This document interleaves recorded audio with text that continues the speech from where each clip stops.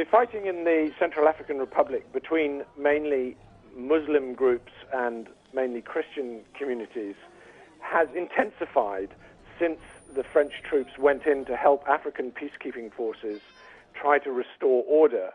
And this has posed a big problem, obviously, for the African forces, but also particularly for Paris, having decided, with UN approval, to go into the country in an attempt to settle this escalating round of intercommunal violence and to ultimately prevent what the French feared would be a vacuum, in effect a failed state that could let in regional Muslim terrorist groups and have other repercussions across the region in Africa. At the time when the French decided to go ahead with this intervention, they clearly believed that a force of 1,600, perhaps with some extra special forces involved as well, would be sufficient. France has intervened in Central Africa multiple times since it became independent from France in 1960, and on previous occasions they've been able to restore order in whatever the particular circumstances of the time were, with relatively small numbers of troops.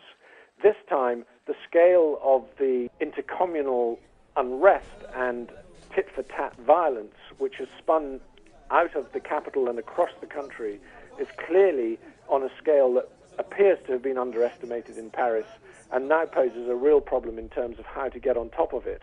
The humanitarian NGOs at work there, such as there are, including, for example, Médecins Sans Frontières, report increasing levels of violence, and indeed Médecins Sans Frontières itself has had to withdraw from some places because it fears for its own staff. The French are committed now, and there's certainly no question at this stage of any type of regression by the French. The key question is whether they require some sort of reinforcement. Some experts I've spoken to suggest that actually they need to have 4,000, 5,000, maybe 6,000 troops on the ground there rather than the 1,600 they have. Now, France could provide a chunk of that, but really that would require a bigger international force from beyond France, perhaps from other European Union partners.